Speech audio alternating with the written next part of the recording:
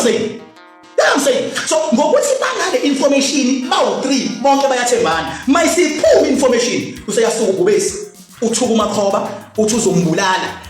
Wazi wathi nami futhi uzombulala kodwa ke cha ubedlala kumina bandla ngiyakaza kwazi futhi nami ngeke ngimthathe serious and I'm not going to act lapho ngoba ngiya understand abawudiliwe kuvela izinto ugcina ukukhuluma izinto eziningi cha mina Makhoba sinje deep down baba ukuthi ufake negama lami mawuthi uzobulala futhi wami cha ngiyaxolela mfethu with no hard feeling angilwi nani baba angilwi mina ngiyaxolela as King Bhaka futhi wami ngiyazi ukuthi nawe ubusathukile ukuthi uKing Bhaka uyithole kanjani le information ubusathukile futhi wami uyabo ngoba uzusho uthi Makhoba uphakama ngathi uveza izinto enje uyabona ubuzusho uze ukuthi ngirecord mawuthanda ngizokubulala ekseni ngikubulale ngishe emini ngafika noma yini ngizokubulala yabona into kade ishubu bese ngizoyidlala leyo voice note before I finish my life ngiyidlala. Hayi bafethu ngiyathemba nazwela laphana insizwa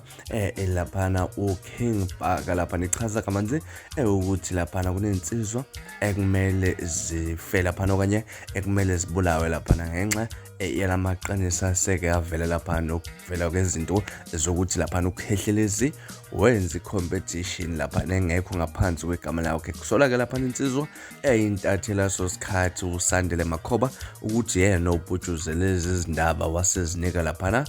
uKing Bhaka kuthiwa ke lensizwa kumele isoconge laphana naye futhi laphana uKing Bhaka kumele esoconge kodwa ke uKing Bhaka uyabutshela bukhoma ukuthi yena angeke baze balunge angeke baze bamenze lutho laphana mhlawumbe ke uthini lakho uva ngalolu daba hlala lapha comment section kungixoxele kabanzi uthona uthini kwakho phawula nginasiponi sengiphuma kanjena ngiyakuthembisa uyabuya nezinye izindaba ngesikhathi silandelayo kwakho